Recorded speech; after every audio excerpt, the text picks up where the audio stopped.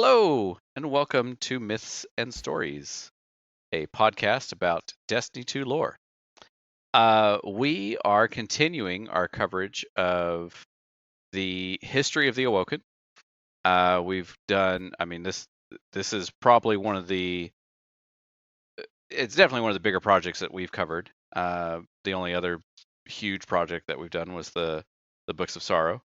But yeah, this one is really really big, and there's a lot to it, and a lot of integral things and that happen throughout the storyline. Mainly centered around Mara and her brother Uldren, and we've talked very extensively about both of them and their time pre-collapse into the distributary, which is the original Awoken. I guess you call it home universe. Not kind of more than a home world, an entire universe there, and then back to the Soul System, and then kind of rediscovering what's going on in the Soul System since being back. Last time we left off on, I'm pretty sure we left off halfway through a lore card, didn't we, Myth?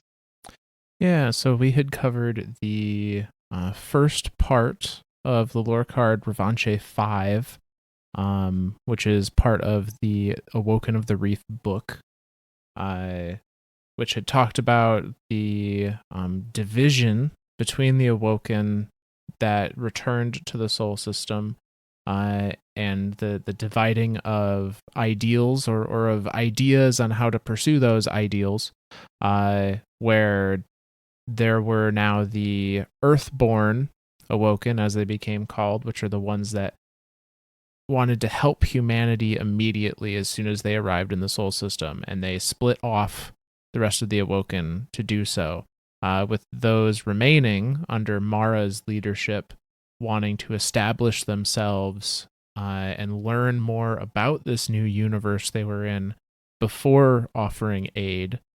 Became known as the Reefborn Awoken. And so you had the once Riven Awoken were Riven again, hence the twice Riven statement.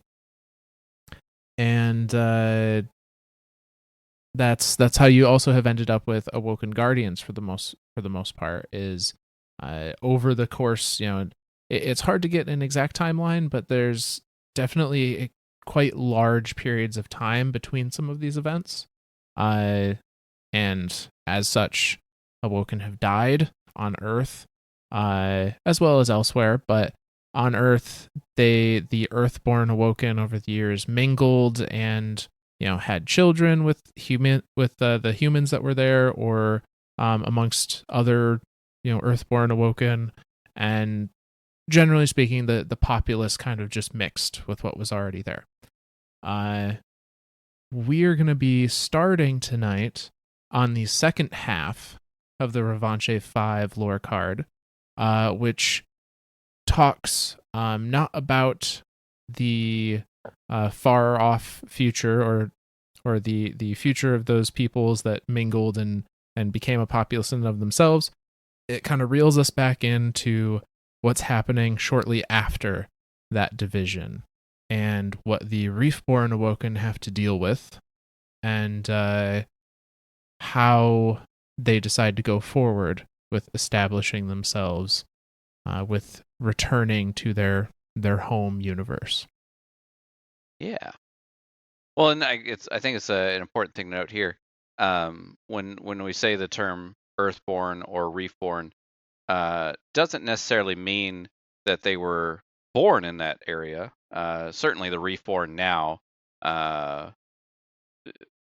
since having come through the portal and being Riven a second time and establishing themselves on the reef, obviously there are babies being born of the Awoken people on the reef.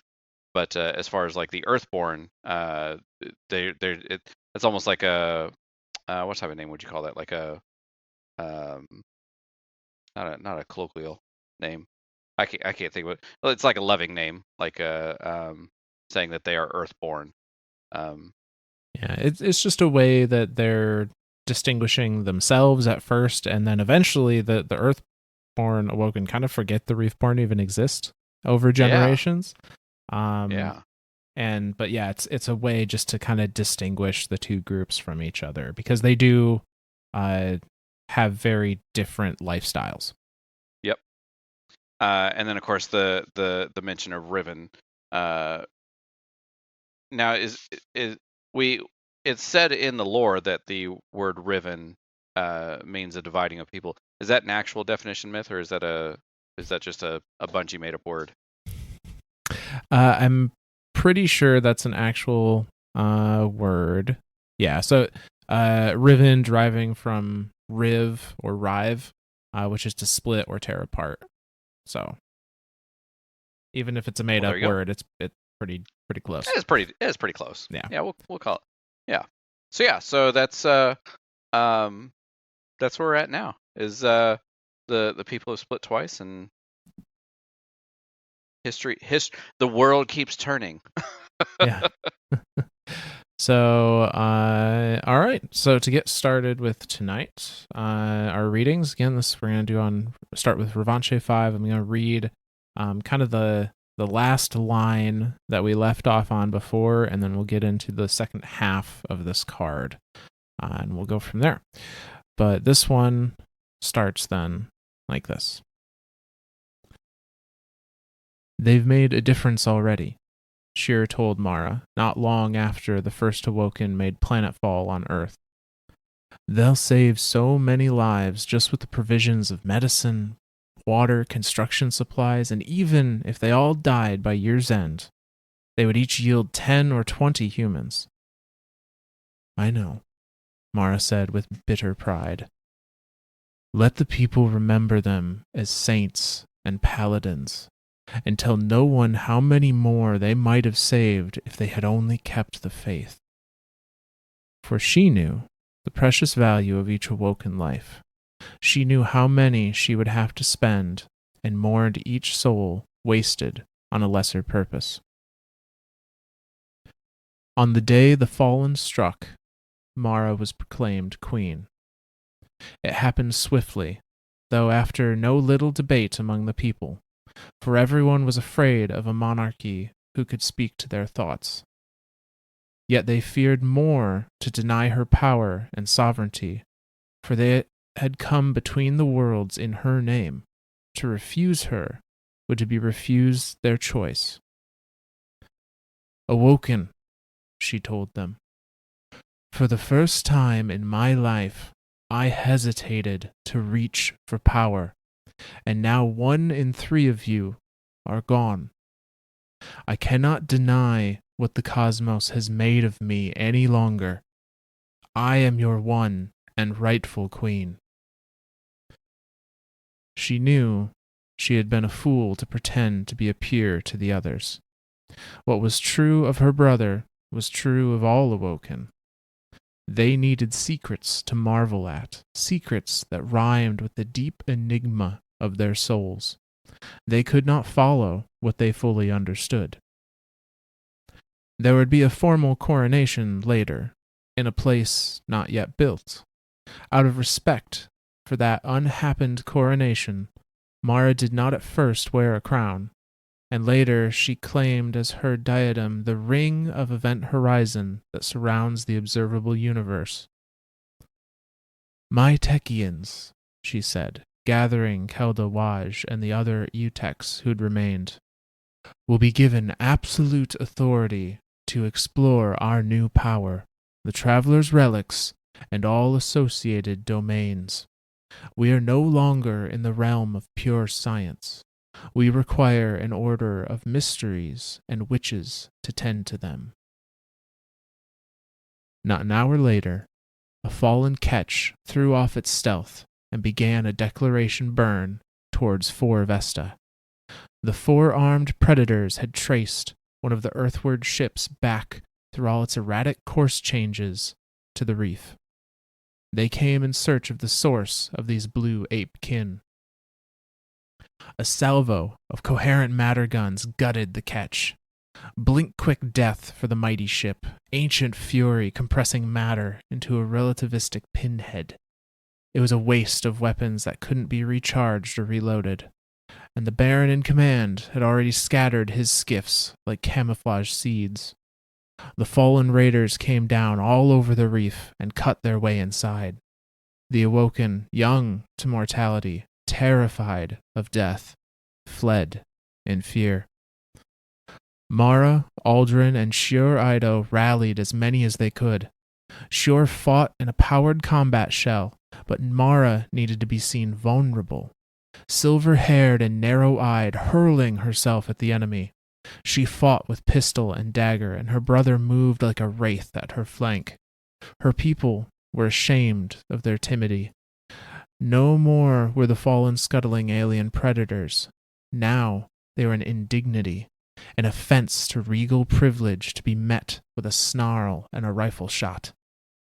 The Awoken saw their desperation, how the stump-limbed dregs stumbled forward emaciated, how the Vandals cringed from battle as they peeled off wall panels, desperate for salvage to please their captains. Armored Shior Ido met the fallen Baron in zero-gravity combat above his spider tank and shot him dead. One adamantite shaft through the plate and throat. Ether hissed into vacuum. Shior threw herself upon the spider tank and clung to the sacred fire's hull. Laughing in joy, she cut into the tank's barrel and threw a charge inside, knowing its next vengeful shot would be meant for the sacred fire's main habitat drum, and that she would die in the catastrophic misfire. The tank fired. The charge detonated.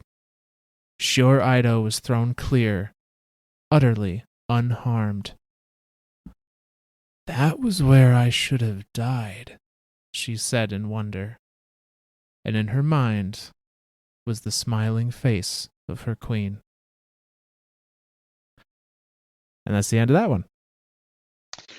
So yeah, this is the beginning of the Reef Wars. This is so the Fallen had basically traced back a path to the reef, because since the Awoken are definitely since coming to the reef, doing as much exploring and figuring out as much as possible. I mean, hell, they already know their magic. They now have a whole group of people, Techians now, that they are being referred to as, to explore that magic. That, you know, what does this do? And now is this magic? Are we calling this paracausal power? Yeah. I mean, the Awoken themselves call it paracausal or acausal at one Acausal, point. right? That's right. In previous chapters. So yeah. Yep. So yeah. So they're paracausal, which is interesting too, because I guess there hasn't really been a paracausal ability or a paracausal being, short of the Traveler, or I guess the Darkness during the collapse. And so now we're starting to see more and more and more of them. Obviously, the collapse has happened, so the ghosts have been released. So we're seeing the paracausal. I guess right now I guess they'd technically be warlords now. Yeah, They'd be past the Risen. Risen into warlord. Yeah. So Risen and warlords on Earth, and now of course the Awoken themselves out in the reef. So yeah, so we're starting to see the paracausal abilities come into play now. Reef War's happening. Ketch follows a trail back to the reef. Start, you know, the Awoken still have the matter guns that they brought from the distributary, but and they stated here, you know, they can't be reloaded or recharged or anything, so it's kind of a waste that they shoot down one cloaked ship or one ship that gets uncloaked, and then, you know, the Baron, which as far as Fallen hierarchy is, I think, just below a Kell. I believe so. That'd Yeah. be right. Yeah.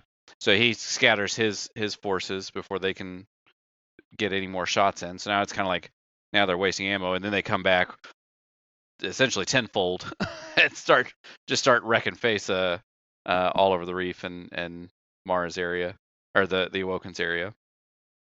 And then the one important thing that happened here is Shior Ido taking on a spider tank. And we all know that feeling, right? Like, you know, you're in the middle of Vow and you're tearing through enemies, and then they do a call out, and you're just like, okay, give me a second. I got to deal with the Unstoppable, the Taken Knight, the 3 ads over here, the Fallen Walker that came down, and the 2 spider tanks that just showed up. Yeah, I'll be there in a second. So I mean, I get it. Taking on a spider tank's pretty rough. And this was where she thought she was gonna die. Like and not just thought, like this was where she foresaw she was gonna die. So she, did exactly what she saw in her vision.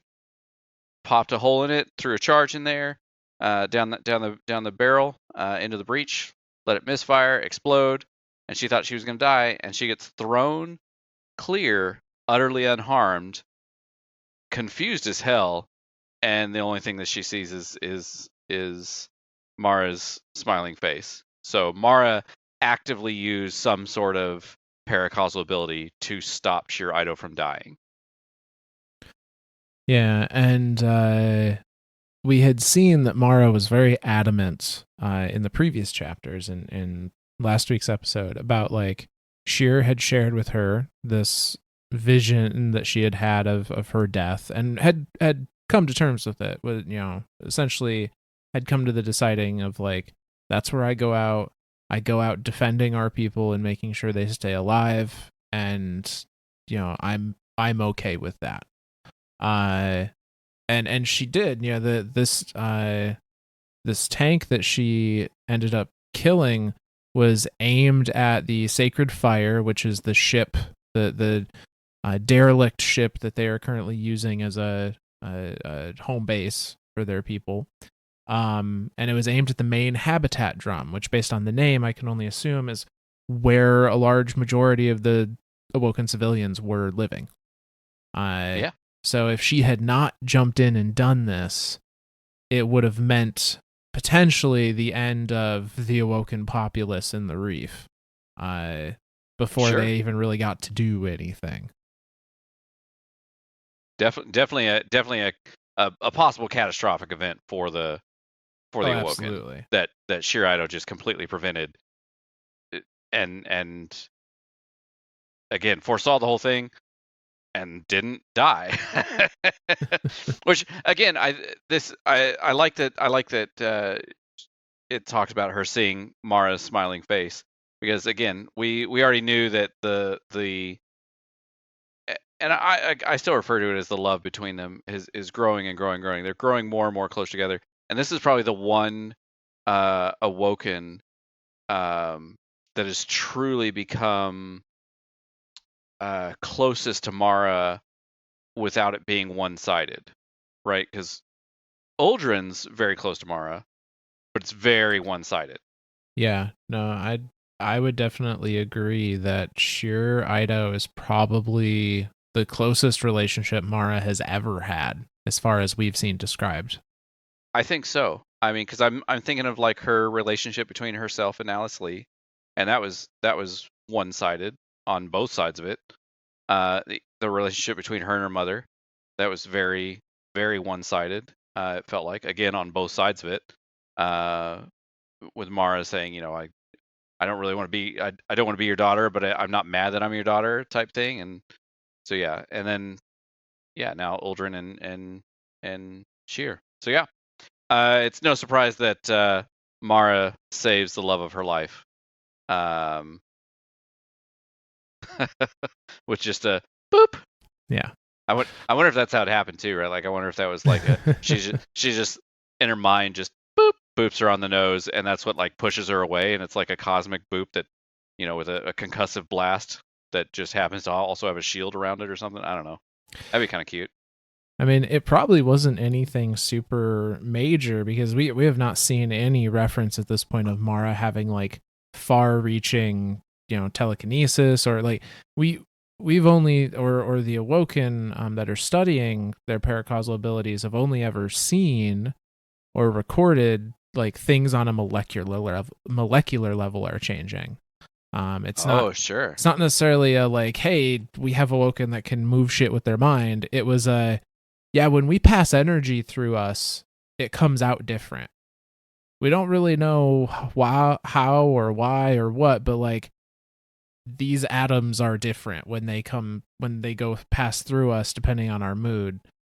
and it's the strongest in the presence of Mara. Yeah. And so for Mara to have potentially in a moment of desperation, or just a moment of extreme, emotion of want for protect this person, to have a much more significant change happen, is pretty telling, I think, of the Mara's power compared to everyone else's, or perhaps Oh, the sure. potential of Awoken power in general that just many can't use as proficiently, maybe. Yeah, I like that. So the other little tidbits here that I thought were interesting, the first is this is Mara truly stepping up and saying, I am your queen. I will hold the responsibility for everybody here. And not everyone is okay with that. It says, for everyone was afraid of a monarch who could speak to their thoughts. They all know she can read their mind to a degree and can broadcast her own thoughts into their heads. And the thought of being ruled by somebody with those abilities is a little unnerving. But understandably, right? Right.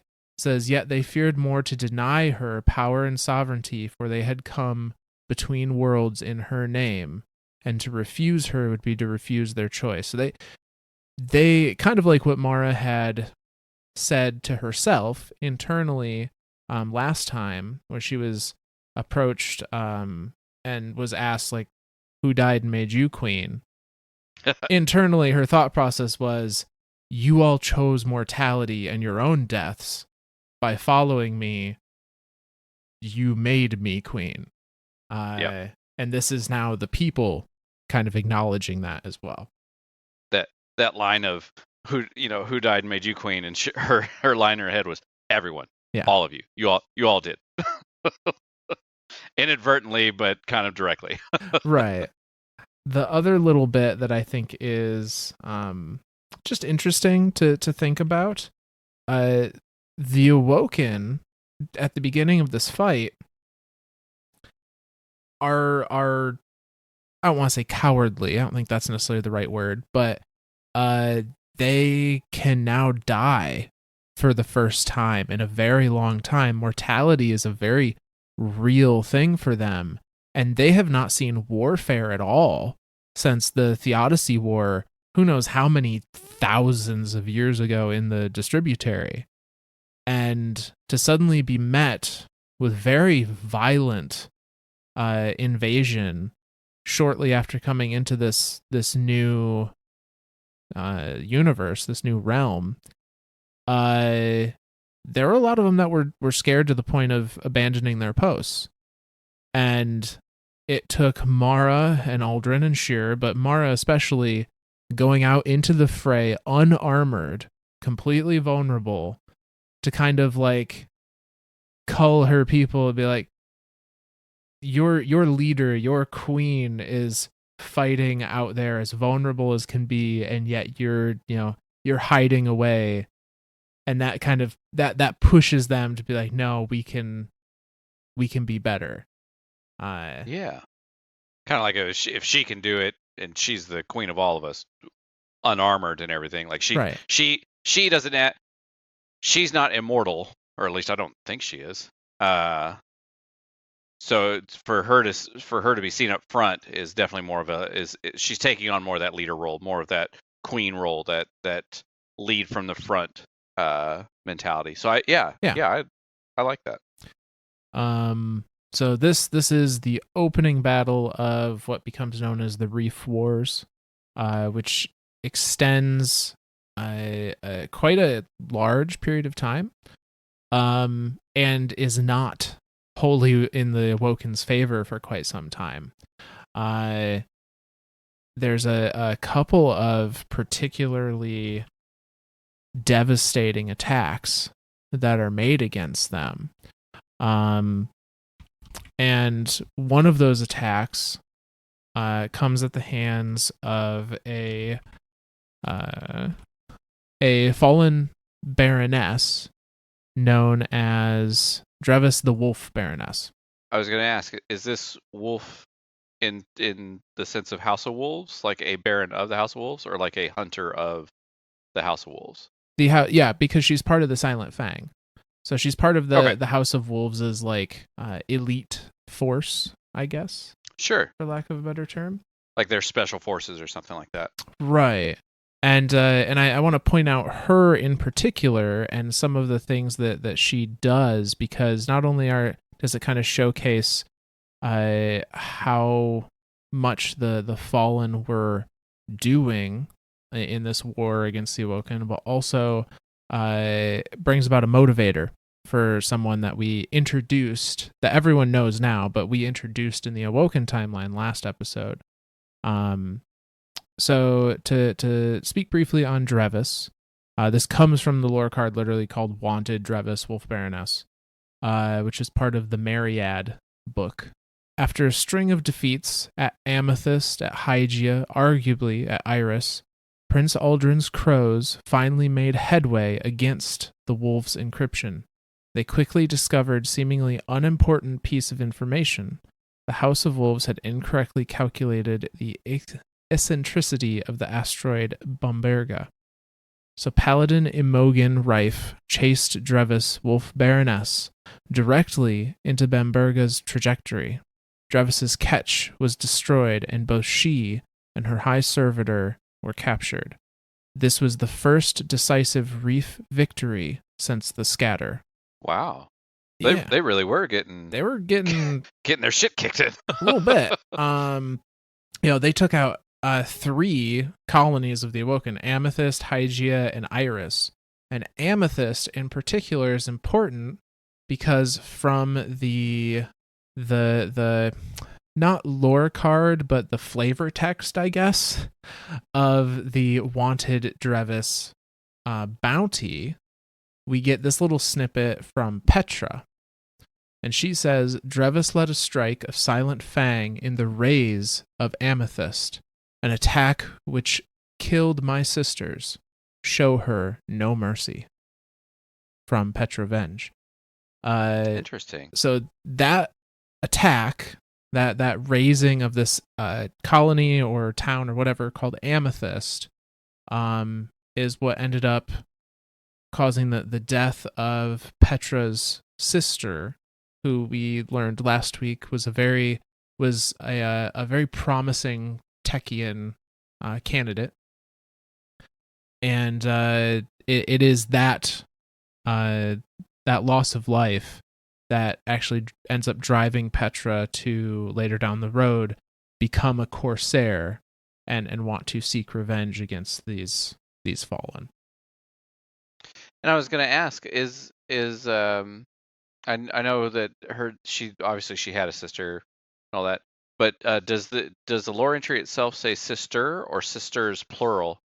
Because I was curious if she's talking about more than just her personal sister, whereas if you're an Awoken traveling through the Dreaming City right now in game, they refer to you as sister or brother, or I guess less of a family sense, but as a we're all one Awoken people type thing. Yeah, the lore card does say sisters plural. Okay. So it could very well be referring to just the Techians that were in training there as a whole. But definitely your sister was part of that. Definitely her sister was part of that, yeah. Okay. So just giving some indication of how their plight was going, and kind of during this fight, this motivation for Petra begins. And coming back to this initial battle, though, we see some of the aftermath from it from the next lore card, which is called Telic 1. And it is in the book, The Awoken of the Reef, again. I don't know that there's any particular meaning. No, it does. Okay, so the word Telic means expressing a goal or a purpose. So you are resolved to meet some end, some goal. Well, and real quick before we dive into this, all the names that we've been pulling from this, or not pulling from, but all the names of these different books. Uh, what's the? Are they all like Latin words? Are they all? Do we know the origins of any of these words? That is a good question. Most of them have been Latin, but then again, so is most of languages in general. Sure. Certainly any Romance language. This one does not say if it has a root word in a different language, at least not the definition I have up. But it is an English word, which usually means there's a Latin root somewhere. Right. I was just curious if this is because all of this is being told from Mara, like all of these. Well, I guess now we're out of the Maracina book. We're into the Reef book, but I think that one is still very much told from Mara's point of view. For the most part, or it's either told from her point of view or it's told mostly about her, but sometimes, as a third party, like the third person reader kind of view. Right. And I was just curious if there was any significance in all of these being Latin based words or anything like that. I don't know if there is, other than just most words tend to be. Sure. Outside of, I think, the like Eastern Asian. Yeah, it definitely doesn't have a theme the same way that like the Greek influenced titles did in the Glykon or anything quite like that. Gotcha. Okay, perfect. Yeah, that was what I was curious of. Okay. Yeah, so this brings us to, again, that's Telic 1 in the Awoken of the Reef book. This is the events kind of directly after that initial battle at the end of Pt.5, and it goes like this. Mara made one more attempt, and only one, to call her scattered people home. She had hoped the assault would convince them they had a responsibility to the reef, to come home and repair the damage they had caused. It went poorly, however, for her tech witches were able to amplify her bond to her people through the augments Kelda had developed. She was only one voice in a maelstrom. Her Awoken had sensitive antennae, in the metaphysical sense, and could not hear her plea through the clamor. Also, the communications engineer kept forgetting to call Mara Majesty or Queen. Good news, Aldrin told her with the grim delight he always showed after a debacle he had survived. Ilan and I went through the fallen communication logs. Their Baron never transmitted our position to his Kel. He wanted the prize to himself, to remain secure. Or we remain secure. The Baron might have planted a time-delayed beacon, Mara warned him. Never underestimate these beings. They've lived in the void much longer than us. Oh, I already admire them, Aldrin confessed. They've lost so much. Some of them even ritually dismember themselves, Mara, to prove that they have the strength to grow back the missing limbs. I tell you that even if we are doomed to dwindle and go extinct, those fallen may outlive us. Mara made a dry note in her log that her brother had at last discovered his true people. For her part, Shir Ido wandered about in a daze, filled with joy to be alive and grief that she no longer knew the day she would die. In you, all things are possible, she told Mara. I live because of you. When Mara saw her string her mighty bow, the limbs coiled behind her leg and around her opposite arm, she was glad beyond telling that Shur had survived. In time, Mara appointed paladins to oversee her new military, as Alice Lee had done during the Theodicy War. She created talented starfarers as corsairs to scour the asteroid belt in the utmost secrecy and to establish routes and caches that would support the covert motion of Awoken ships. Most of all, she charged her brother with the mission that occupied her thoughts. Brother, she said, never again can I allow my people to be divided. We must offer them more than shielding ice and cold habitat cylinders and the warrens of Vesta. We must make a culture, a thread that binds us all in pride and wonder at the mystery of ourselves. Nowhere does culture flourish better than in a city. Gather in one place, Aldrin warned her, and you make yourself a target. Mara had considered this and found an answer. Go forth and find me a power unknown to all the other powers of this world. Return it to me, and I shall make of it the cornerstone of my new city, where the Awoken shall dream of all they have been and all that is yet to come. So Aldrin went out voyaging among the worlds, swift as a blue-shift ghost. In time, he returned to the reef with a creature not larger than his hand, saying, Behold, sister, the lie that makes itself truth. This is an Ahamkara. And that's the end of that chapter. Yeah, space magic. So so this is I mean, like the beginning of that is very much she still has hope for her people to come back as one. But this is like the last kind of like the last call, right? Like it's like, you know, if they come, they come. If they don't, that's it. I'm not going to make any further attempts. Yeah. But you know, Uldren's very excited that, or not excited, but Uldren is very pleased that, or at least seemingly pleased until Mara corrects them, that you know, their position is safe. The barons themselves are kind of a not necessarily greedy of members of fallen society, but they're very much prideful.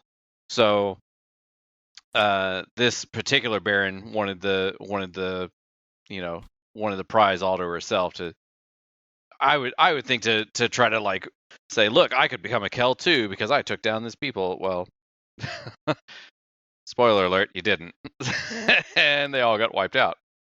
Yeah. But you know, even here we start to see the kindred spirit between Uldren and the fallen people, or the I don't know. Do we refer to him as fallen now, or do we refer to him as Elixni now? I mean, at this point in time, they were mostly referred to as fallen, and I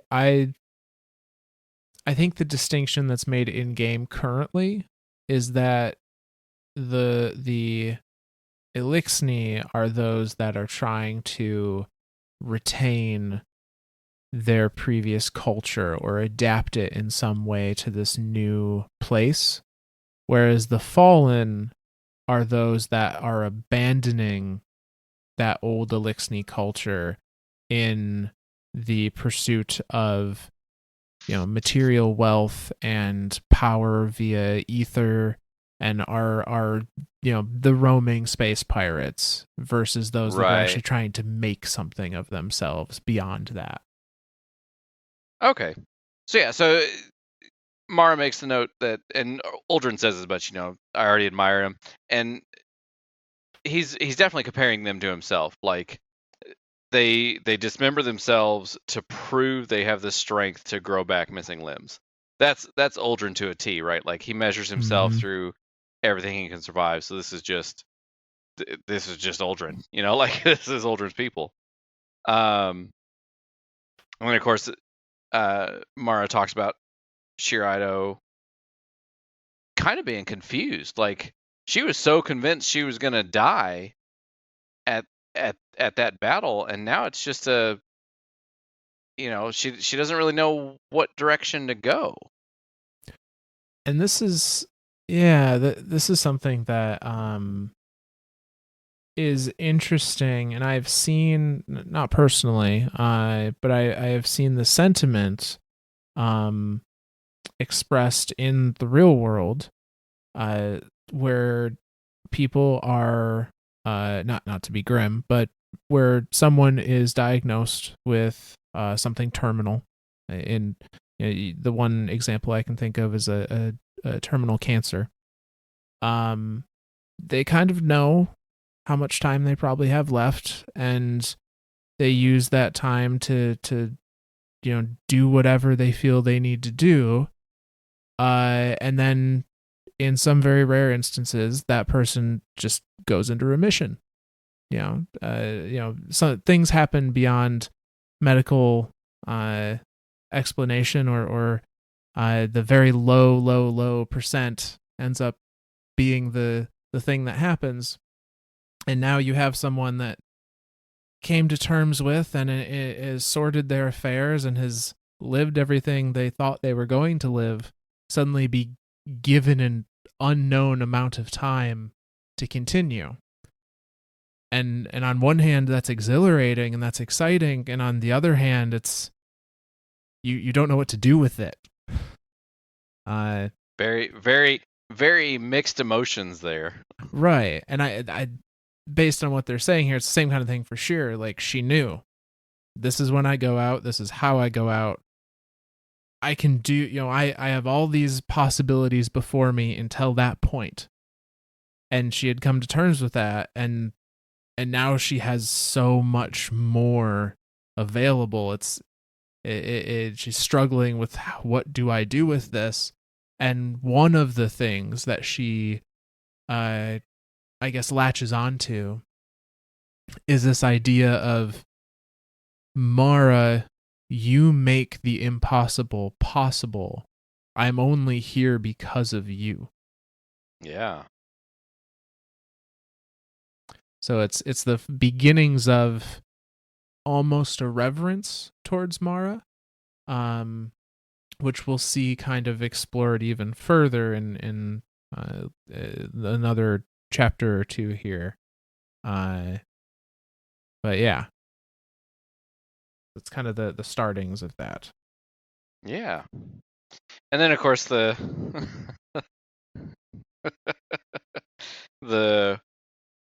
I start to call it elephant in the room, but I'm just going to call it the dragon in the room. Mara, Mara's like, we've got to create a place for ourselves, right? Like we've got to stop living this life of just wandering and surviving. And Uldren's kind of like, well, if you plant roots, now you've become a target. Now you're kind of set there, right? Like it might be a bad thing to be that way. And so she's like, well, and her wording here is very interesting. Go forth and find me a power unknown to all the other powers of this world. Return it to me, and I shall make of it the cornerstone of my new city, where the Awoken shall dream of all they have been, and all that is yet to come. Does she know that Ahamkaras exist? It kind of sounds like it. Otherwise, that is just a ludicrous request to make. Right. Like, that's just absolute crazy talk. Yeah, like, hey, if we build a city, we're a really big target. Unless she knew something, saying like, well, then find something that makes us not a target, seems just kind of crazy. Yeah.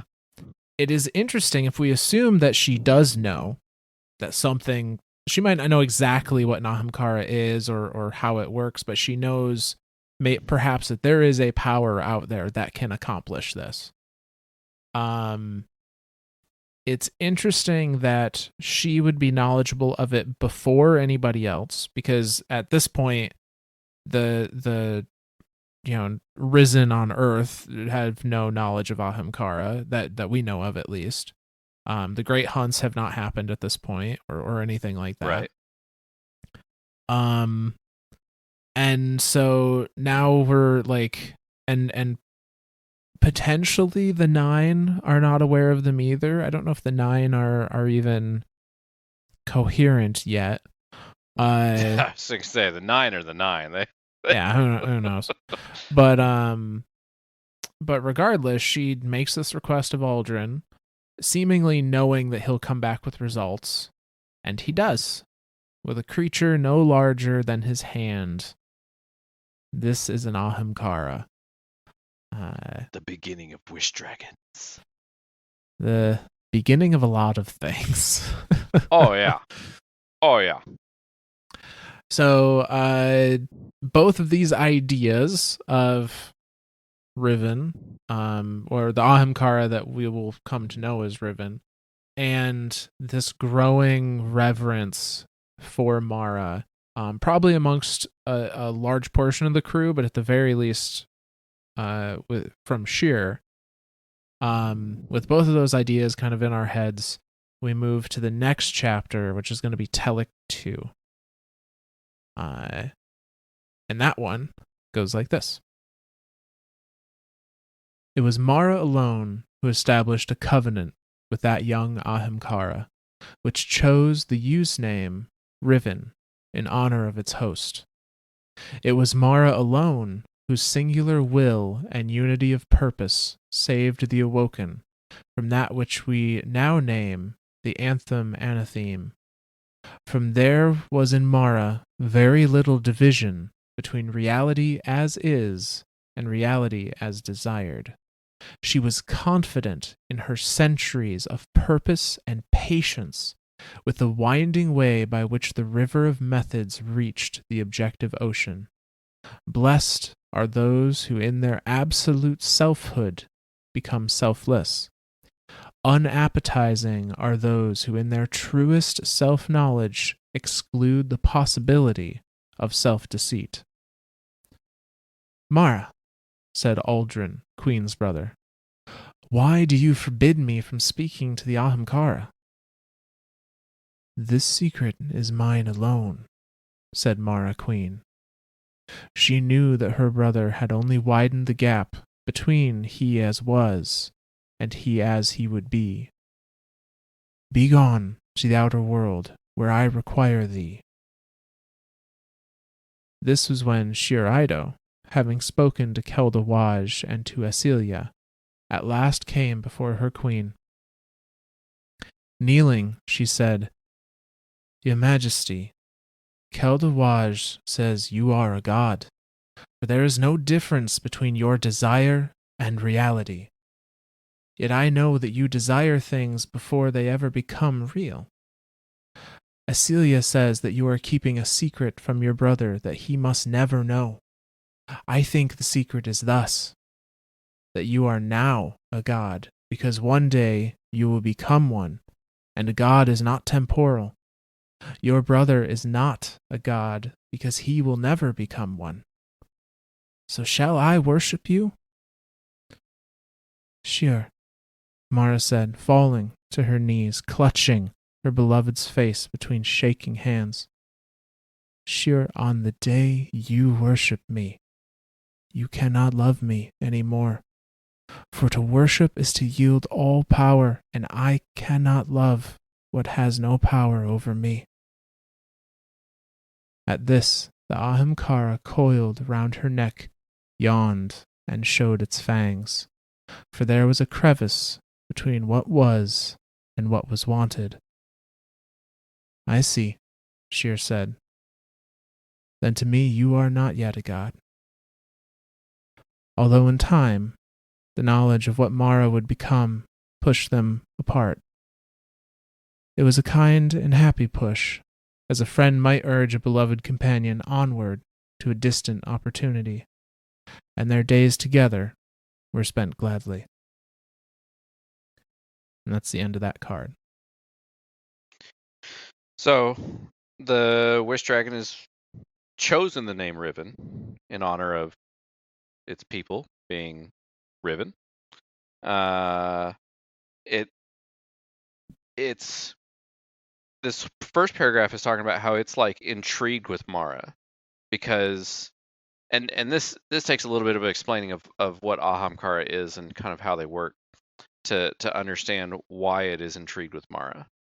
So, quick history on Ahamkara, and I know we'll go more in depth with this, but they are dragons that operate on desire and make desire reality, but in like monkey paw magic wishing. So it you could desire $1,000,000 and Riven would grant you a house full of deer. And that would be, or like a house full of deer that would kill you in a day. Something crazy, right? So it's very much it brings your desires to reality. But for Mara, when it gets near Mara, this particular Ahamkara Riven can't it can't do anything. And that's the the wishes that are happening, the desires being granted, it's feeding them. They are actively feeding off of this, and it's sustaining the Ahamkara. And when Riven gets around Mara, it can't do that. Mara already sees things like Mara doesn't desire anything. It doesn't seem like, or at least I don't want to say doesn't desire anything. Mara, in this sense, already has that level of, if I see something, I know it's going to happen the exact way it's going to happen, which kind of leads back to the previous book of did she know that her brother was going to find some crazy unknown power and bring it home? Like it very much seems that way because of this. And the Ahamkara Riven can't feed off of Mara because of that. So yeah, it's kind of fucky. And then of course she's forbidding Uldren to talk to this thing because that would just be I mean, Uldren's just full of desires. Like wanting the biggest desire I think is wanting to please his sister, and that's kind of a dangerous thing. Like what does pleasing my sister mean? What we talked about before, like being addicted to her approval. Um, Well, we see exactly what that can lead to with the campaign of Forsaken. right. Like, and we'll get there. That's down the road. So it's definitely something to kind of keep in mind. That she doesn't want Uldren anywhere near this thing. And then it comes to Shiraido, who, and I love this line that she uses.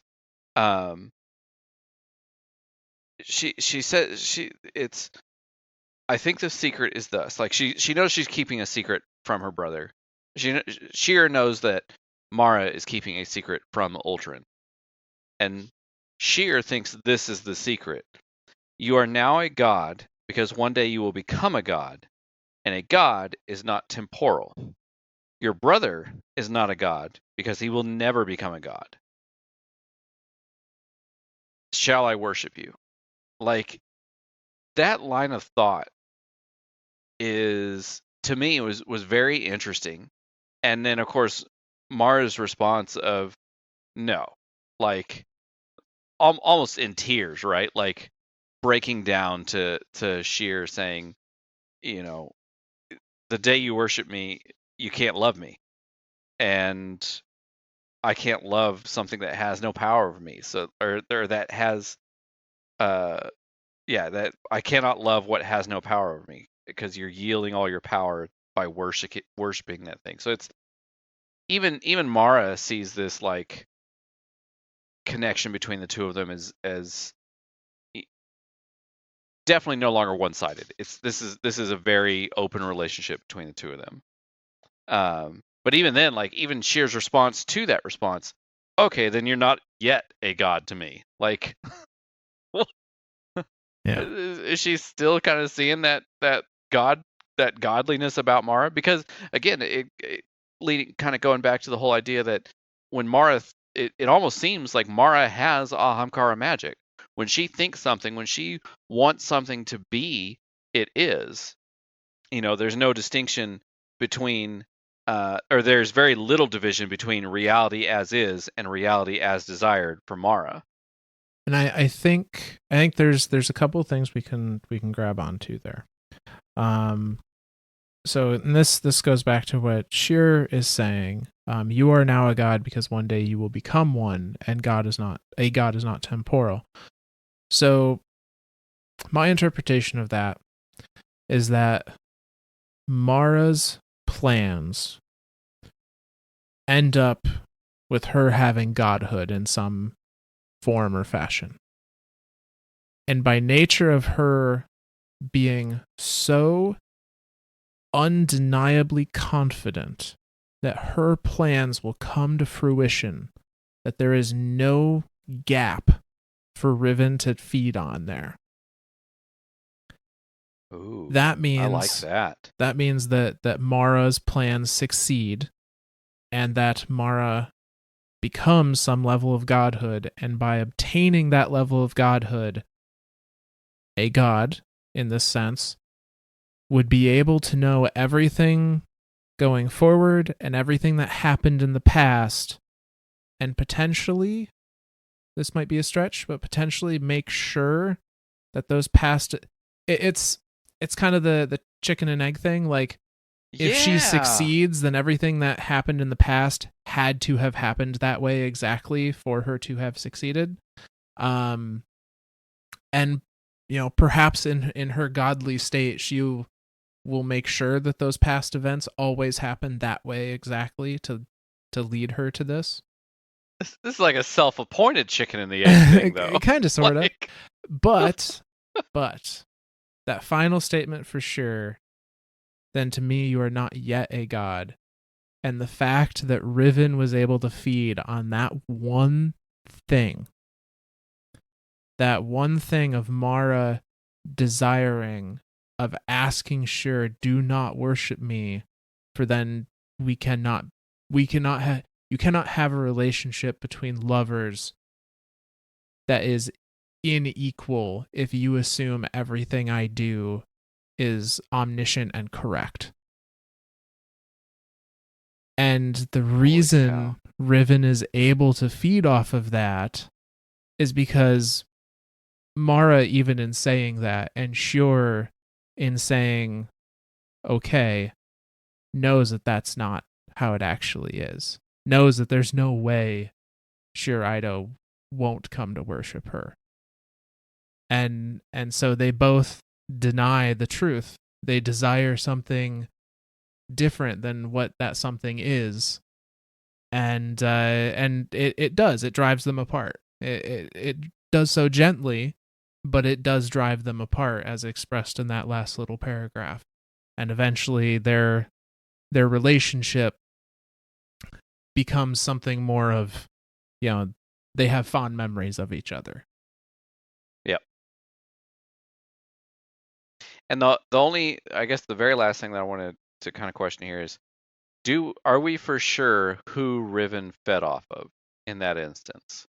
Was it feeding? Was Riven feeding off of Mara in the sense that now it finally could feed, or was Riven feeding off of Sheer in the sense that Sheer possibly desired for Mara to become a god?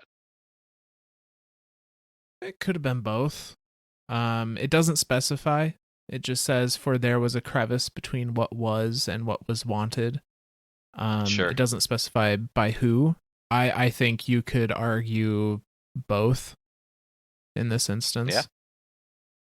I mean, the Ahamkara don't care that they're granting wishes or desires or whatever. They just want to feed. Yeah. Yeah, they're just hungry. It doesn't matter one way or another to them, right? Like. Yeah, and to loop back briefly, that's why Aldrin can't talk to the Ahamkara, because if anyone is an example of someone wanting to be something different than what they were, Aldrin is the textbook case. Absolutely. Yeah, so here we're going to dive a little more into Riven in particular, just for a lore card's worth here. And this comes during the creation of the Dreaming City, which is not an instantaneous process from the sounds of it, and is a very laborious thing that takes a significant amount of time, both with Riven and Mara putting quite a bit of effort into its creation. And here we get a glimpse at kind of a little bit of a break, a conversation that happens during some of this construction of the city. So this is from the book called The Dreaming City, the chapter that's just titled Riven, and it goes like this. Mara sits cross-legged in the canopy shade of Riven's wing. She wets the pad of her thumb with the tip of her tongue, and then uses the moisture to hold a bundle of fresh-picked asphodelia in place. She ties off the stems with a length of silk-spun gold thread, and begins the mindless busywork of braiding in all the expected accoutrements. A serrated fang, a shotgun shell, a cloudy amethyst crystal. Riven turns to watch. On this day, her head is the size of a fallen pike. She is a vibrant blue with a yellow and red crest, and her pupils are crescents within their lidless eyes. After a time, she says, Mada is dead, but you make him no bouquet. Mara looks up, struck by the novelty of the moment. She studies Riven and swallows the first words that come to her tongue, which are Mada's bones are whispering at this very moment on Venus. Instead, she asks, You mourn him? That crescent pupil contracts, as thin as a sickle's edge. No. Having found the true answer, Mara resumes her work. A while passes in silence until she says, Ahamkara have no traditions. No. No sentiment. No. Mara bites off a piece of thread. Why did you allow my brother to spirit you away? You know this truth, wise queen. He is so full of succulence. And why do you roost here when there is rich hunting beyond my reef? Truly, I say to you, here Mara hides a smile, the Awoken have entrusted what will be to your queen, and thus they are all as dry as stone to me. Pleasantly so, for wetness is sweet food, but dry stone is a friendly basking place. You are as hot and flat as the plateaus of Mercury, and your heat stirs my blood to move. Mara nods, and says nothing more, though she thinks a while on the three-parted curse used by Ahamkara to mark their prey.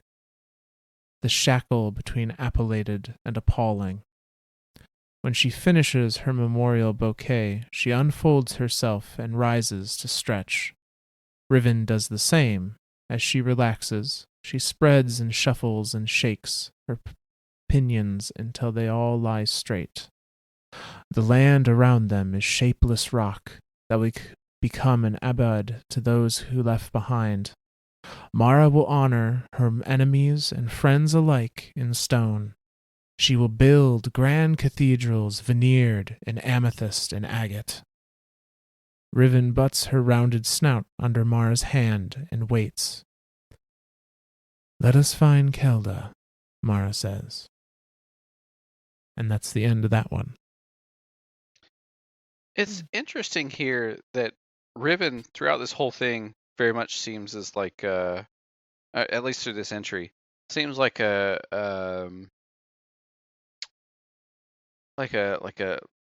hesitate to say equal, but very much a friend as much as anything else. And at the very end, for whatever reason, in my mind, when it says Riven butts her rounded snout under Mara's hand and waits, makes me think of a dog. Like a little bit, yeah. She's more of a pet than an equal, you know. Yeah, I don't necessarily think that's That's to indicate that she's not an equal or that Mara's treating her as a pet in any way. I think that's more just a how else is a bipedal dragon thing gonna show affection, you know? Right. They can't exactly Uh, like lay a hand on your shoulder kind of thing. I mean, so there's a few things in here that I am curious about, and it's okay. Let's start off with questions first. Question number one, and this is kind of veering off the path of the Awoken and more into the Ahamkara themselves to try to figure out some ideas here. Question number one: where were the Great Hunts? Was it primarily on any particular planet, or was it across the entire Sol system? Or do we know? I don't know if it was only on Venus, but I think it was primarily on Venus. Okay, that actually is going to lead me into my fan theory number one. When you transmat into the Vault of Glass, there are dragons in the sky. I've never thought to look up. They're super, super tight, and it's only during the cutscene that you see them, and it's for like a split second. I mean, it is literally like maybe 10 frames that they're there. It's so short. I say 10 frames. Like they're obviously there for about a second, maybe two that you see them. They're super tiny and they're flying. And next time we go into Vault, I'll try to point them out to you. Yeah. I'm assuming that the Ahamkara are primarily based out of Venus. That seems to be a safe assumption. I couldn't tell you why, but Right. it does seem like that every time I hear of them mentioned in the Great Hunts, or even here when they're mentioning this other Ahamkara, who is named, what was it again? Mandar. Madad. Yeah, again on Venus. So it seems to be their base of operations for whatever reason. So that's gonna. So again, using kind of these multiple points to jump through. Do we think that the Ahamkara were drawn to Venus because of Ishtar Collective? Or were the Ishtar Collective possibly there studying Ahamkara during the Golden Age?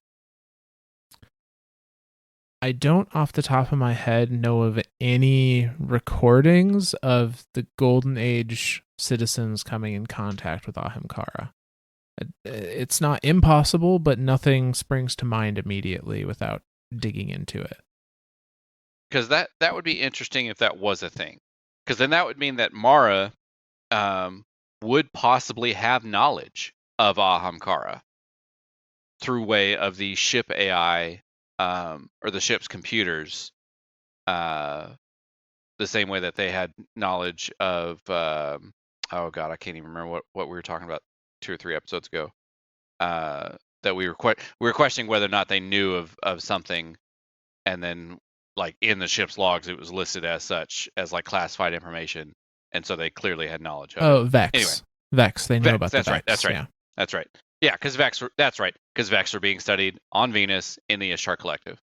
So that's. I'm curious if Mara knew about the Ahamkara. Mara may have known again about like that there was an entity of some sort. I would be very reluctant to think the Ahamkara were a known thing or were even in the Sol system prior, during the Golden Age, because I can imagine if they were around, Clovis Bray would have stopped at nothing to get one and wish himself into immortality. I never even I never even thought of that, but you're not wrong. Okay, so then we'll operate under the assumption that Ahamkaras did not exist in the Sol system prior to the collapse, because You are not wrong. Oh God. Imagine if can a war mind make a wish? Can a war mind have a desire? I would argue Rasputin probably can now. Um, Can Siva? Siva, I don't think so, because Siva is not an AI, as I It's just a understand it. programmable matter thing, Right. It's just it's given a program and it executes it, without any kind of like moral distinguishing whether it should or not. It just does. I mean, yeah. I like that little tidbit you put on the end there, without any moral anything. So gathering all these points about Ahamkara that I kind of derailed the entire Awoken timeline off of. Since the Ahamkara seem to be based purely out of Venus, I'm going to assume that's where Uldren found Riven while traveling around Venus or near Venus. Say it's a safe assumption, yeah. Yeah, and then that possibly that Madad is that particular Ahamkara dead because of the Great Hunts, or is it, or did it, or do we know anything about it? I was curious if there was any other mention of that particular Ahamkara. Let's find out. Yay, live research. So I see this could be interpreted as one of two ways, depending on if more information about this particular Ahamkara is found anywhere. And it is not. It only appears in that lore card, according to the Ishtar Collective site. So I think we could interpret this as that Ahamkara was either killed by Uldren, and perhaps Riven was the I'm speculating a lot here, but I could see this being Uldren had a fight with what he saw was a dragon and killed it, and then the young Ahamkara it left behind is what he brought to his sister. Sure. Or perhaps it was clearly Riven had some kind of relationship with this Madad, or an acquaintance at the very least, enough for Mara to ask if Riven mourns their passing, and for Riven to question a little bit, why didn't Mara make a bouquet for this Madad Ahamkara? So clearly some connection to Riven and perhaps Mara in some way, but other than that, it's just all speculation. Sure. And I guess that was more what I was trying to figure out is do we have definitive things that we can draw from any of this? And it seems like the only definitive things that we can draw from is and not even I can't even say definitive. Ahamkara seem to be based out of Venus or drawn to Venus somehow. Madad, which now reading it as seeing it, I almost want to read it as my dad. Yeah. Right. So I'm curious if that's if that was like Riven's dad or something, like that'd be kind of cute. I mean, it's cute, but that's fucked up too. Yeah. It is interesting because immediately afterwards, when she's saying, "Well, you didn't make a bouquet for Madad," and Mara asks, "Do you mourn them?" And Riven says no, which I think implies Mara's is picking up on the no means yes in that scenario. Oh, sure. And then Mara asks, "Why did you let my brother take you?" Which, putting those together, makes me think that Riven was under the care of Madad in some way. Uldren either came upon the already dead Madad and young Riven, or killed Madad and took young Riven. And Mara's question is, why did you even allow to be taken after this thing happened? And it was essentially because Aldrin was delicious, apparently. Yeah, yeah. Now we know why he can't be fed on, or why he's not allowed to talk to her, at least. Yeah. So I get until we learn other information, I think one of those two scenarios is probably what happened. Okay. Okay. No, that's you know me. I like trying to dive as deep into some of this stuff, and Ahamkara stuff is just I will never not be intrigued by anything Ahamkara related. Like that's Oh yeah. yeah. I mean the fact that they know that they're in a video game and they want out. So this leads us into our next lore entry we're going to discuss tonight. It is about a different new creature to the reef. This one comes to us from the Dreaming City lore book as well, and it is entitled Savin. And it goes like this. Now in time, Aldrin, Queen's brother, returned to the reef with a new creature. He had killed it twice in ambush, he said, to be certain it could not die.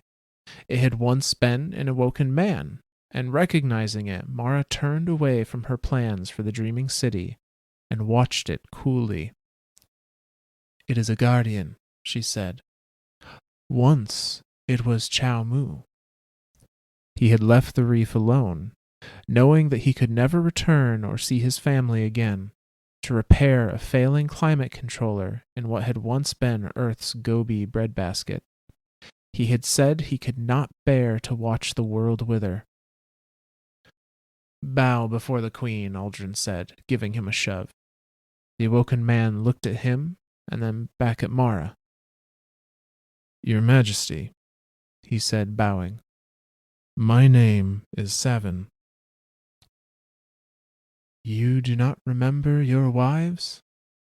He did not. You do not remember your child, who is now 110? He did not. You do not remember your passion, which was the insulation of minutely sensitive detectors from all but the most specific and subtle radiations? He did not, except that he had said he could touch magnetic fields and loved to tweak the minuscule weave of the circuits in his robe. He had a zoogoer's enthusiasm for particle physics. To what do you owe your loyalty? Your Majesty, Savin, who was Chow Mu, said, my ghost told me that I am a guardian of the traveler, reborn in its light. I was not a day old when your brother waylaid me. And he caused to appear from his body a machine, like a sphere cradled in a broken cube, which bobbed impertinently and blinked at the Queen. You'll make an enemy of the city and every guardian in it if you keep us against our will, the machine warned them. But we would gladly be your allies if you desire it. The city has no idea of your existence except faint myths among the awoken on Earth. Does it speak for you? The Queen challenged Savin, who was Chow Mu. I speak for myself, Savin, who was Chow Mu, answered. Behold! And he drew forth from the quantum vacuum a shrieking singularity, which he held between his hands and then telescoped down into nothing. Are you intrinsically good? The Queen asked.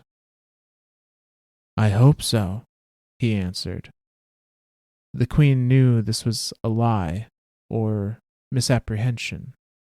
She was aware of the Risen and the cruel fiefdoms they had sometimes enabled. However, perhaps the ghosts that made the Risen were destroyed or had become enlightened.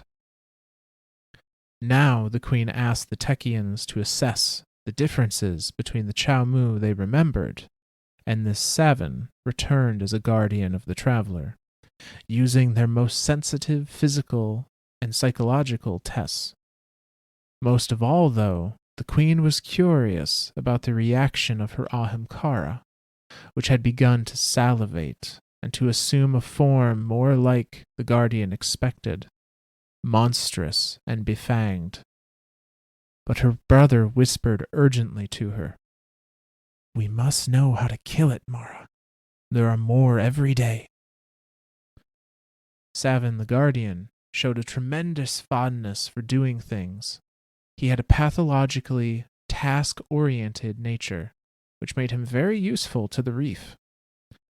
Yet there was always the sense that his ghost was watching, observing, and reporting. And Savin was most of all greedy, not in the grasping manner of the petty, but in an enormous, all-consuming way, for he desired materials and experiences that would temper him into a better guardian.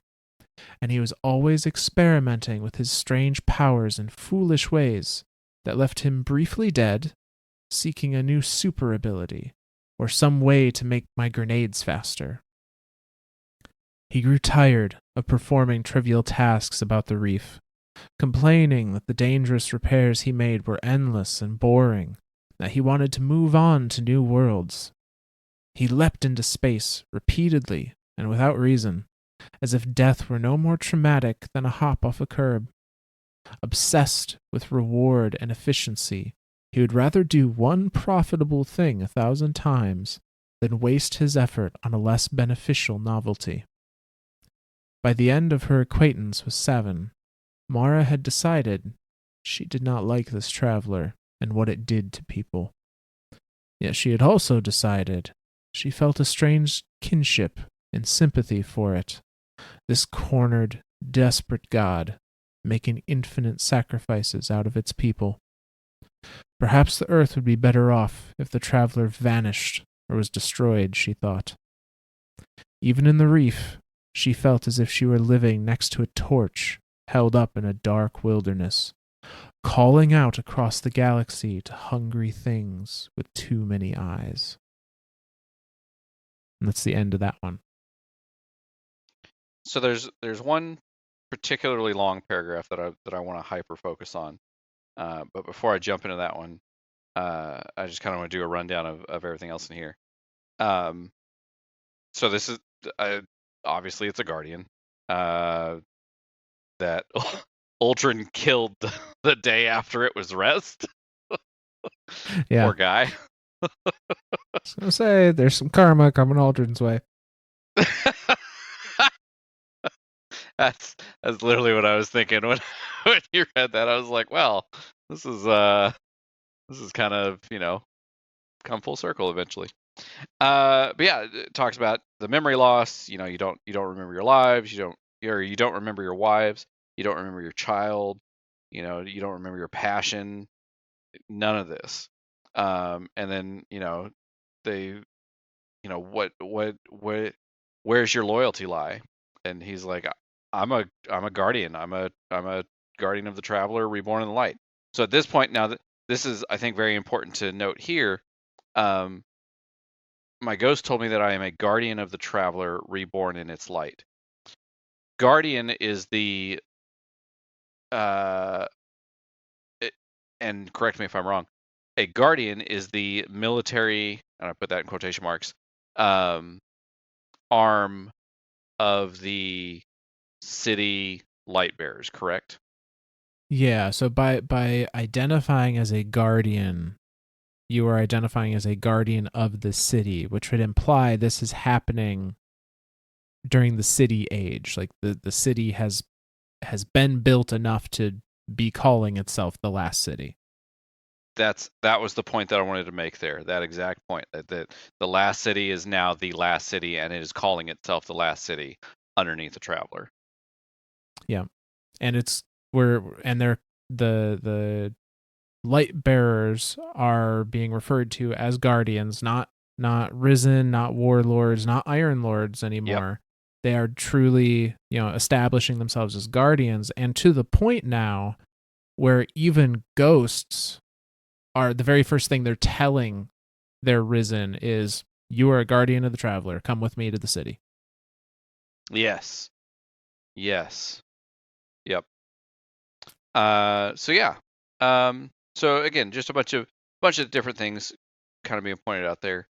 And it even talked about the city has no idea of your existence except through faint myths among the awoken on Earth. So even like you were saying earlier, in this episode that we're recording right now, that even the awoken that have come to Earth have possibly started to forget about the reef, or at least wanted to keep it secret. Like, you know, and then it asks, or then the queen asks, or of course he shows off a what is essentially I would think would be like a vortex grenade or something like that. Yeah, something like that.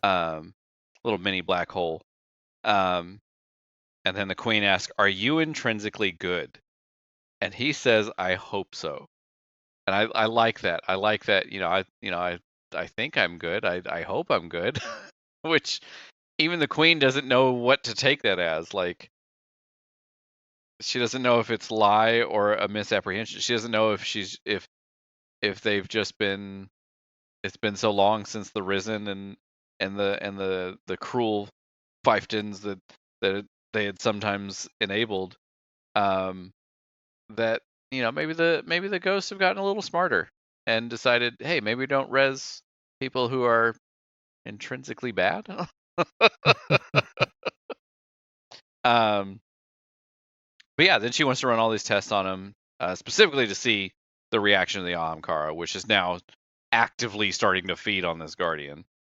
I don't think she was running tests to see the reaction of her Ahamkara. I think she saw Riven react and was curious as to why. Gotcha. Because it says the queen was curious about the reaction of her Ahamkara, which began to salivate and assume a form more like the guardian expected, monstrous and befanged. And for anyone that isn't up to snuff on Ahamkara, they're shapeshifters. They can change their form. So presumably it was something much more docile, and then in the presence of this guardian, it hungered and became what the guardian thought, I assume, a wish dragon should look like. Yeah.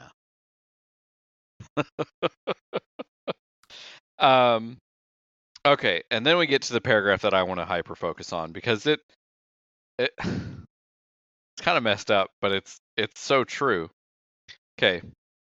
So Savin the Guardian showed a tremendous fondness for doing things. He had a pathologically task-oriented nature, which made him very useful to the Reef. Basically, they're canonizing why Guardians do bounties. They just feel the need to do shit. Yet there was always the sense that his ghost was watching, observing, and reporting, which we now know is kind of a half-truth. Like, it's observing, but it's not necessarily reporting anything. Like, we know that there's no interconnected network between the ghost, or even between the ghost and the traveler, or anything. So it's, yeah, but not necessarily reporting. Awoken didn't know that, though. At least not at this time. And Savin was most of all greedy, not in the grasping manner of the petty, but in an enormous, all-consuming way. For he desired materials and experiences that would temper him into a better guardian. So basically saying he's loot-oriented. They canonized why guardians love loot. Well, loot-oriented. So I take this as one of two ways. I take this as the fourth wall-breaking meta way, and I take this as the, like, in-game actually has some interesting connotations way.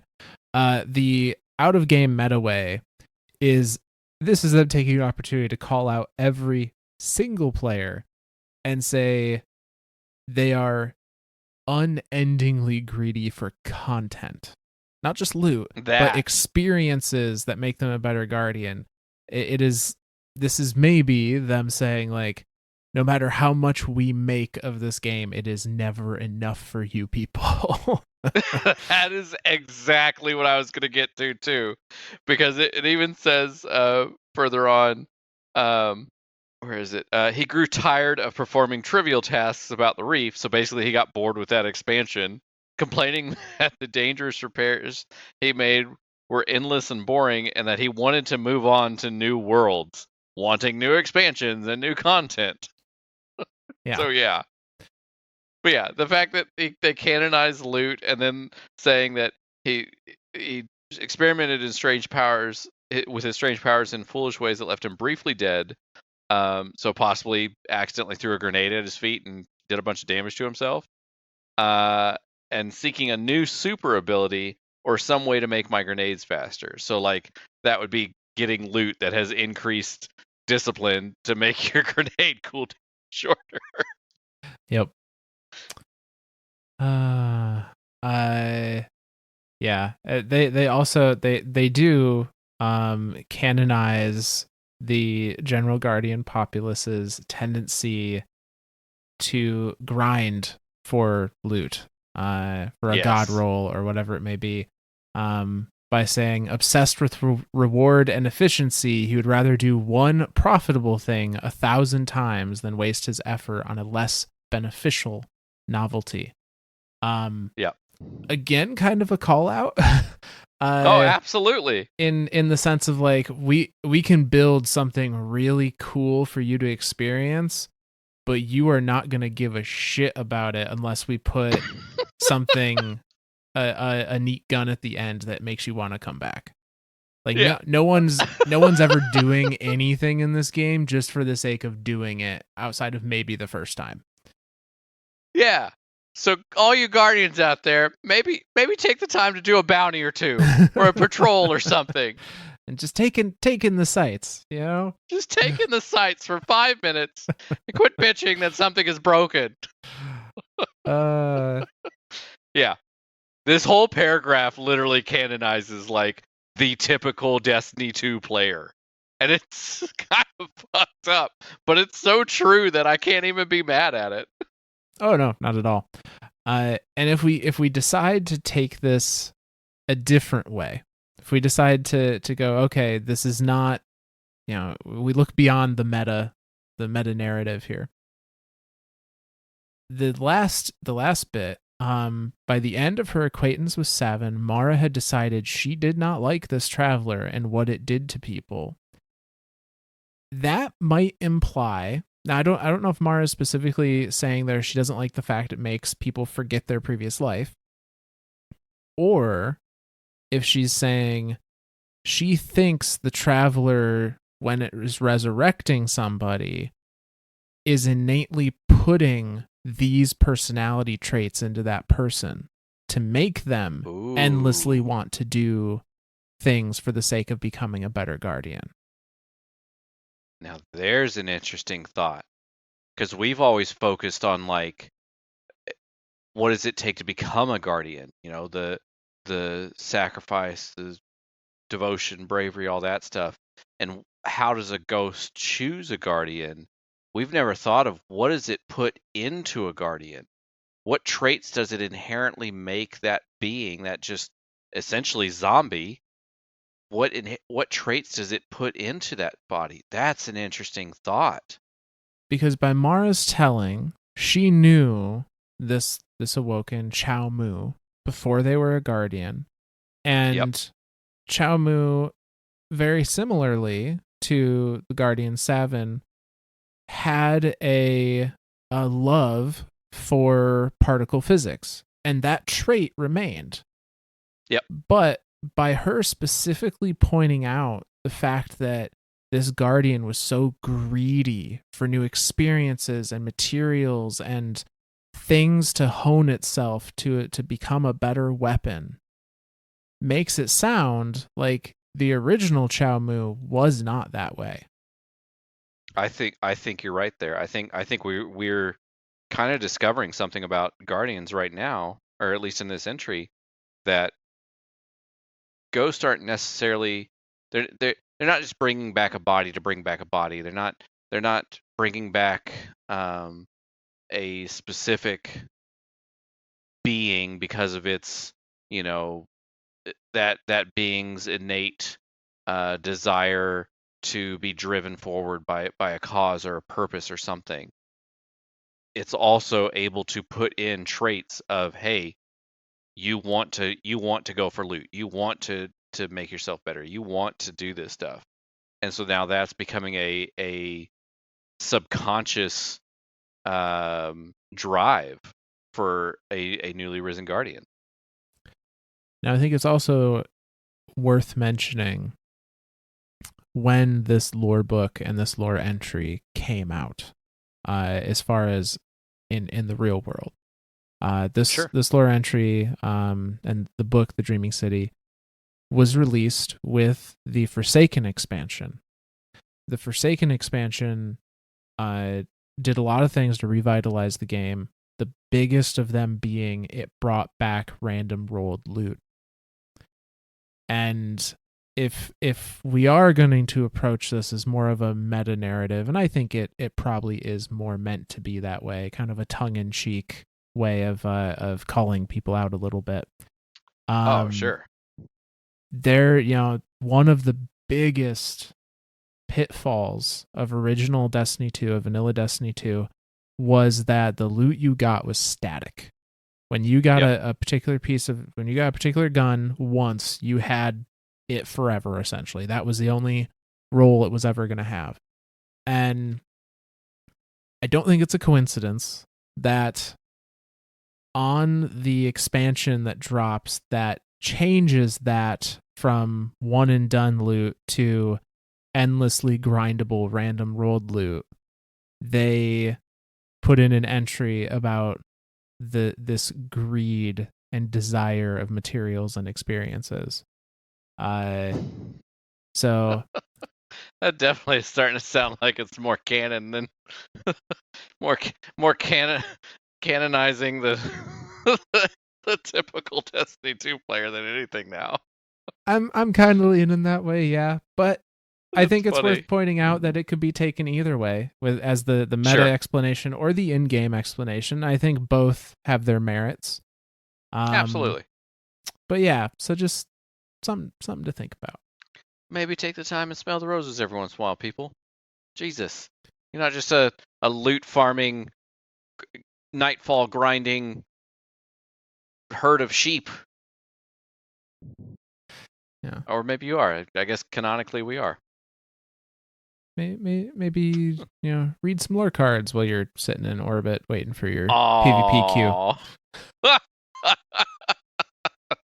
Just a thought.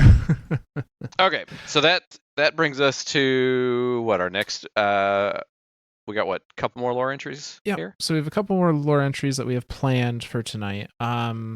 So I don't have a particular lore entry to discuss the kind of leadings up to this. But the next big event in Awoken history is going to be still technically part of the Reef War. And that is the battle between the House of Wolves and the Reef.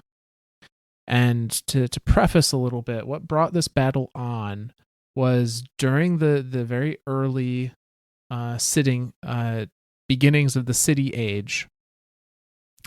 The city was still vulnerable. Like, they were in the process of building up the walls. It was not the bastion of defense that it is now.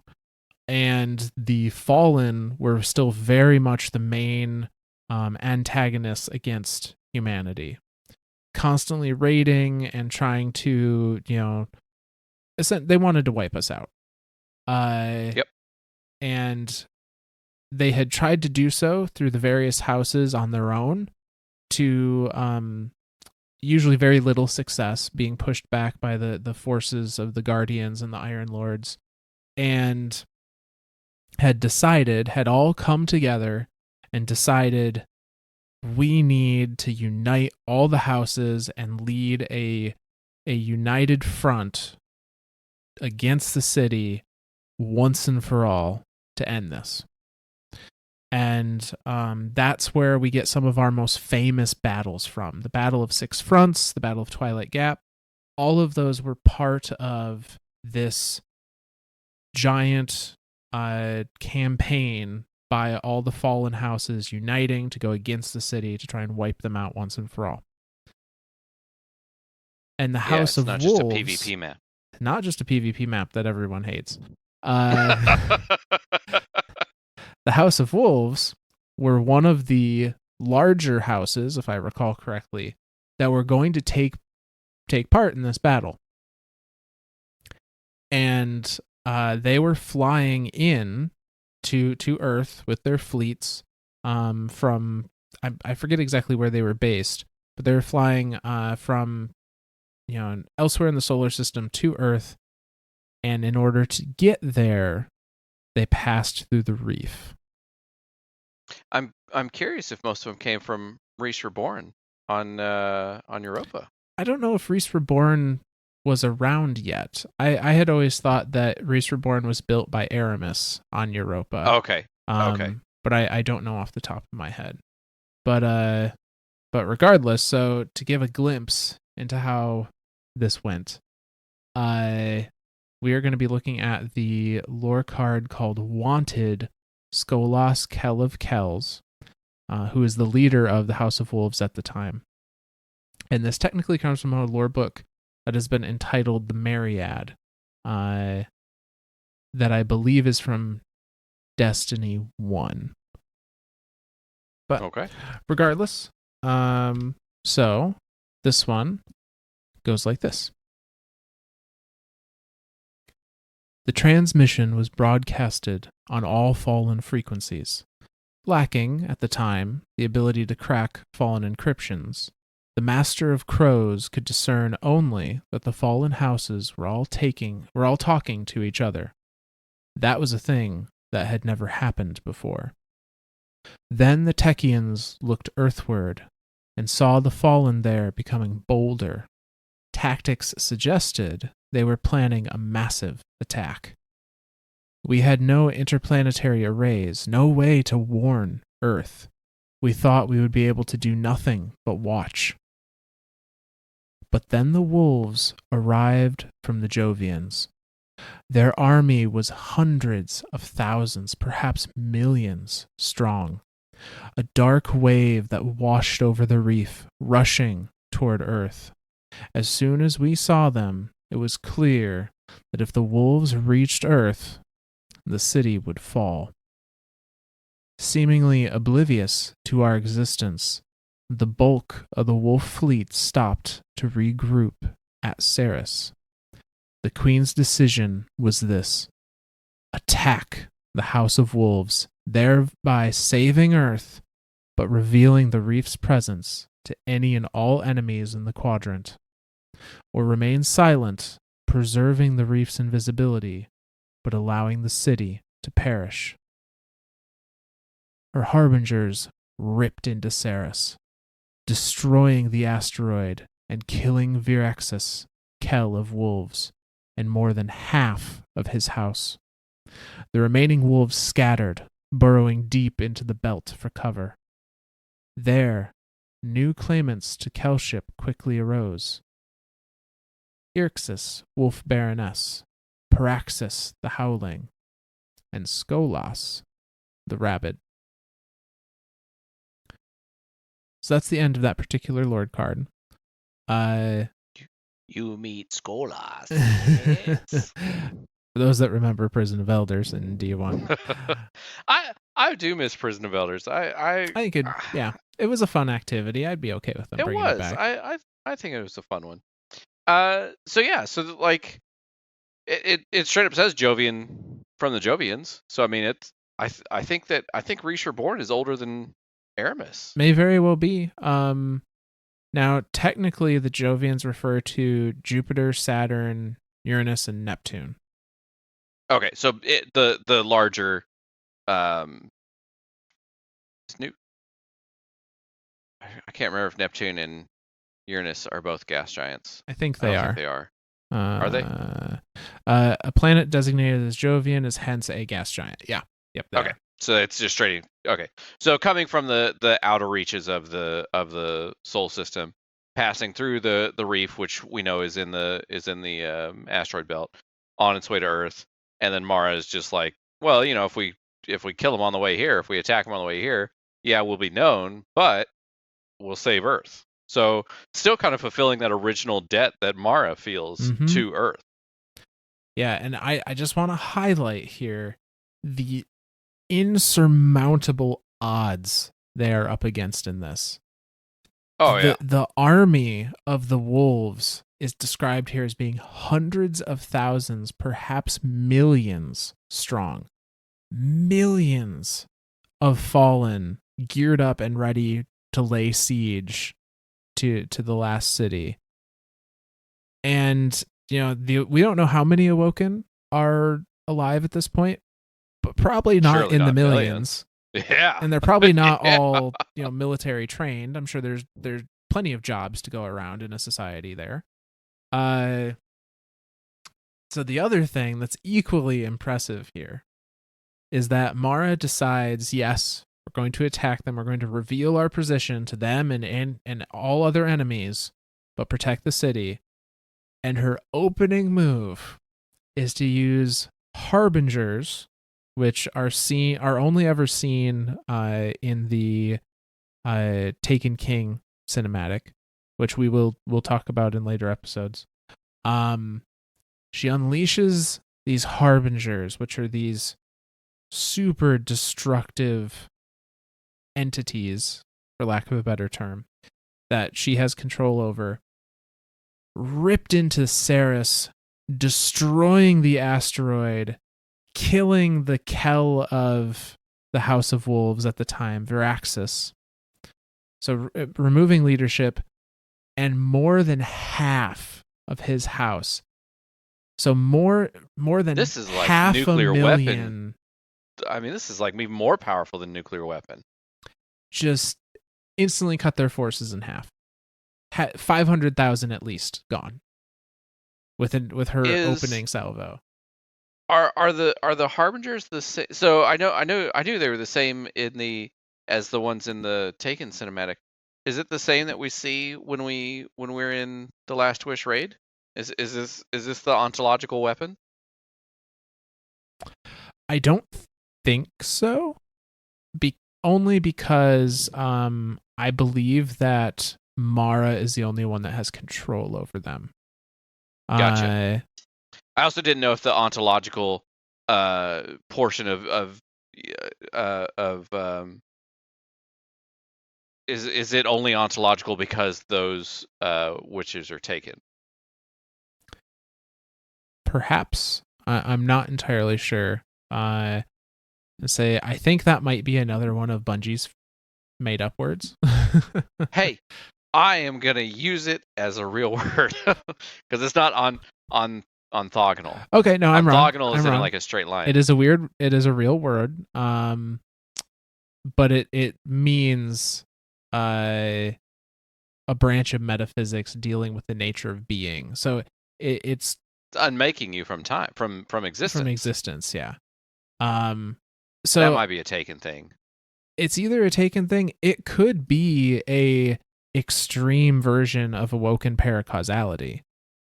That's true. And that might be why only Techians and Mara have any semblance of wielding that power, because they are the ones that specifically train all their lives in this paracausal, abilities. Yeah. But yeah, so these harbingers destroy Ceres and 500,000 plus of the House of Wolves, and in a very bombastic way, Mara shows that the Awoken of the Reef do exist and are armed. Yeah. and don't fuck with us, buddy. I'm curious if that's as much of a show of force to the fallen as it is to the city, right? Like, oh yeah, because up until this point they're all just kind of myths and stories. No, but yeah, up until this point the Awoken are just kind of the secretive thing, and now to be shown full force, like, yeah, we could just obliterate half an army with a single salvo and call it good. I think it's very much a show of power. Of it was probably a tactical decision. If you have the opportunity to wipe out half of the enemy force, especially when they outnumber you in such an extreme way, you're probably good to do it as the first strike, absolutely. especially. Absolutely. But yeah, definitely a show of like, do not take us lightly. Yeah. The battle continues. The Reef Wars continue for quite some time. Skolas ends up becoming the Kell of the House of Wolves and leading assaults on the various reef installations, causing many casualties on both sides. And is eventually captured. And we see how this comes to fruition in the lore card, also from the Myriad, which is entitled Wanted Pt.5. And this one goes like this. In desperation, Skolas personally led an all-out assault on the military fortress of Cybele. Little did he know that the queen knew of his plans, thanks to the word of Varix of the House of Judgment. No sooner had Skolas's ketches arrived at the asteroid than all 4 Armada paladins, Abra Zaire, Kamala Rior, Liana Brill, and Hallam Fen, caught him in a pincer movement. Pt.5, the High Servitor of Scurvis the Sharp-Eyed, tried to escape, but Abra Zaire chased it down. Skolas's Cybele uprising had failed. He, Scrivix, Pt.12, and the rest of his leaders were cast into the Queen's prison, and the Reef Wars were over. And that's the end of that one. Just like that. Boop. Done. Now there's a lot of fighting in between that Sure. isn't really described anywhere. I was gonna ask, do we have any more lore entries on the Reef Wars, or it's just like, yeah, Reef Fallen showed up, we're gonna kill Earth. Mara said no, blew up half their forces. They said, shit, and got captured, and end of war. Is this more of like a reef skirmish rather than a reef war? Right. The only other mention we really have of this portion of the Reef Wars is that the Queen and her Techians created an illusion of harbingers to trick the remaining wolves into thinking they were destroying the Hildean asteroids, which caused the wolf fleet to break ranks and allowed the Awoken army to capture many of their leaders. So at this point, Skolas was already commanding a much smaller army than what he had started with. He was desperate, trying to find some measure of making a big dent in this sudden enemy force, and ended up, due to the betrayal of Varix, who even in game now people are familiar with on Europa. Prior to his time in Europa, he by enacting this betrayal on the House of Wolves, earned his spot as kind of assistant to the Queen for some time in the Reef, by delivering Skolas to her. And we saw that in D1 as well. Like now again, we're not to that point yet in the Awoken story, but Varix was a vendor there, specifically for the. And I was going to ask, but I think I answered my own question by thinking of the timeline of events here. This is the first capture of Skolas, right? Like this. Correct. This particular instance was not the House of Wolves DLC for D1, correct? Correct. So these lore cards are coming from the House of Wolves, but the events they're referring to are the original Reef Wars. Gotcha. So we're getting these same lore entries in the same way that we're getting the Dreaming City and the Maracena stuff. They came out with that particular expansion, but those events took place long before even the events of D1. Yeah. Yep. Okay. Well, I'm looking at time. Do we want to call it there? Yeah, I think we're going to end tonight with the end of the Reef Wars, and we will pick up on what comes next time. I'm still going to refer to him as the Reef Skirmish. I mean, what? Like, she just salvoed, like, boom, half the shit's gone, and they're just like, well, shit. Yeah. Now I will say there are some bits that I didn't cover that are all in that same book, the Myriad, which are a little more specific to like fallen tactics during the war and kind of internal fallen politics that weren't really relevant to the Awoken, which we're really trying to focus on with this series. So there is a little more info about that time period. It just wasn't pertinent to the topic at hand right now. But if you're interested in it, I would definitely go check out that Myriad book. Or wait for us to cover the history of the Fallen. Because let's see, we've done the history of the Hive through the Books of Sorrow. We've done the history of the Cabal.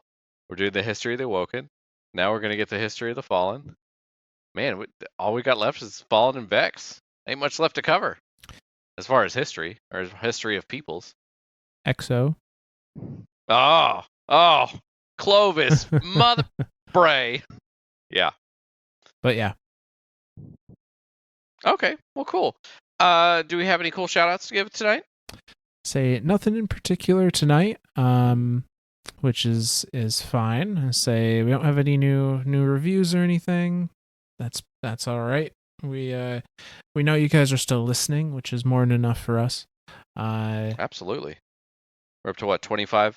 Yeah. 25K or? Yeah, I did want to point out that I think we are just over 25,000 now, which is pretty phenomenal. I can have an exact number here in just a moment. Mind-blowing to me.